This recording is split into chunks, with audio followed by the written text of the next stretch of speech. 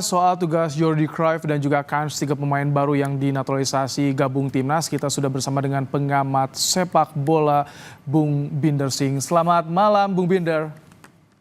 Selamat malam Mas Ibrahim. Bung Binder, hari ini diperkenalkan ke publik Jordi Cruyff. Kesan Anda ketika melihat Jordi Cruyff diperkenalkan soal membawa ilmu dari Barcelona, Tiongkok, Indonesia. Bagaimana Anda melihat ini?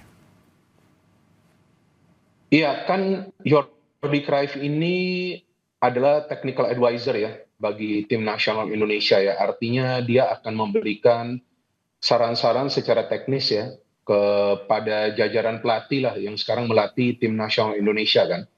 Ada 4 pelatih di sana dan selain itu juga dia yang ditugaskan untuk mencari direktur teknik ya bagi PSSI.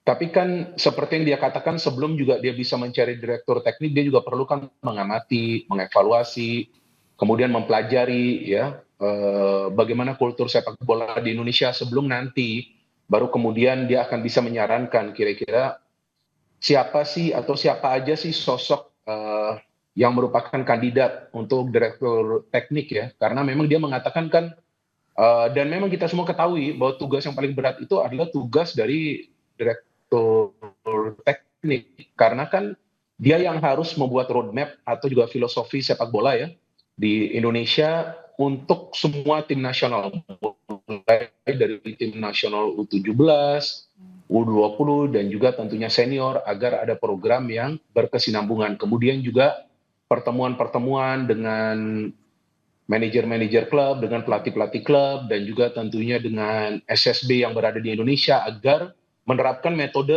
pelatihan yang lebih modern lagi atau memang yang dianggap lebih cocok lagi ya bagi para pemain muda Indonesia untuk bisa menghasilkan generasi baru yang ya kita harapkan nantinya juga bisa menjadi bagian dari tim nasional Indonesia kayak begitu. Okay. Jadi pengalaman sebagai sport director di Barcelona ini akan lebih mudah bagi Jordi untuk bisa mencari talenta-talenta muda timnas yang potensial nih.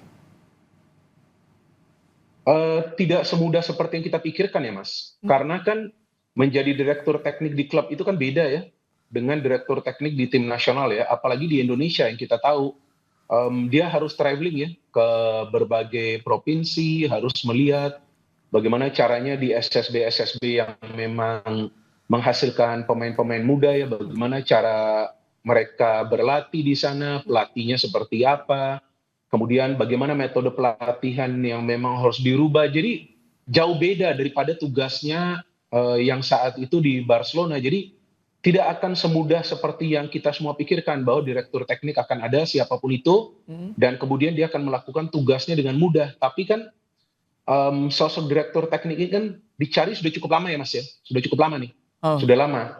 Nah, saya justru mengira sebelumnya Jordi Cruyff ini yang akan menjadi direktur teknik, tapi ternyata kan belum ya. Dialah yang ditugaskan untuk mencari direktur teknik, jadi ya akan butuh waktu lagi nih bagi Jordi. Dia kan harus juga mempelajari, dan saya pikir bukan dalam hitungan pekan ya, tapi bisa juga dalam hitungan bulan ini dia akan butuh waktu. Sebelum nanti dia bisa memberikan saran nanti. Kalau di dalam jangka pendek nih akan memberikan saran tidak seorang Jordi Cruyff kepada Kluivert jelang lawan Australia, misalkan susunan pemain potensial yang masuk starting line up, bisa nggak sih memberikan saran gitu, masukan kepada Kluivert sendiri? Saya pikir untuk pertandingan pertama terlalu dini ya, apalagi dia kan pelatih terakhir yang gabung kan. Sebelumnya kan sudah ada kan 4 pelatih sebelumnya kan.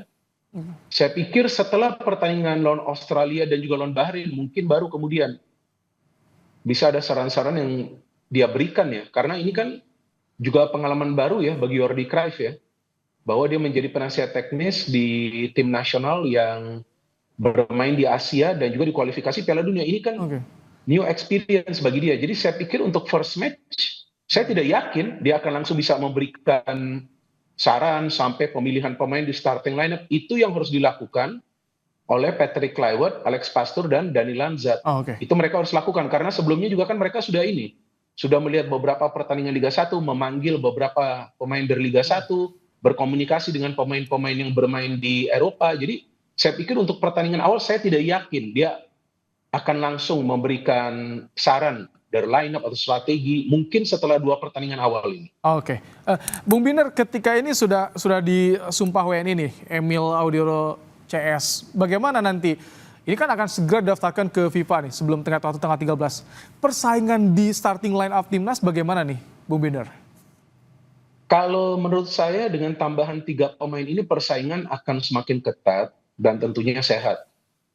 Karena di posisi penjaga gawang, timnas kita akan punya 2 penjaga gawang yang punya kualitas yang di atas rata-rata ya.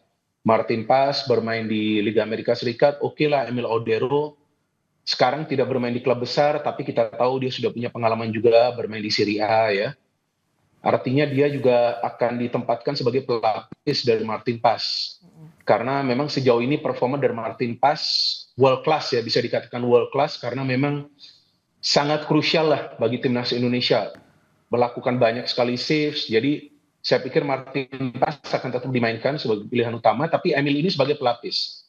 Dean James, nah ini ada peluang nih. Verdong apa Dean James? Apakah dia main di back kiri, atau dia main di back kanan, atau dia main di tengah? Dean James ada peluang. Kalau saya memilih Verdong, kenapa? Karena Verdong itu sudah menunjukkan performa terbaiknya. Tapi Verdong juga kan bisa bermain di posisi center back sebelah kiri. Bisa juga. Jadi kalau Verdong digeser ke center back sebelah kiri, Dean James yang main di kiri. Dan Joey kemungkinan bisa langsung start karena Tom Hay butuh pemain di sebelah dia yang bisa membantu dia untuk bergerak ke depan dan menutup ruang di tengah. Jadi Joey bisa saja dimainkan dari awal. Bung Binder, singkat, jadi nanti kalau ini masuk udah bisa didaftarkan, bisa dibawa 30 pemain yang akan dibawa oleh Kluivert, atau nanti akan ada 3 pemain yang dicoret jadi tetap 27 yang akan dibawa besar?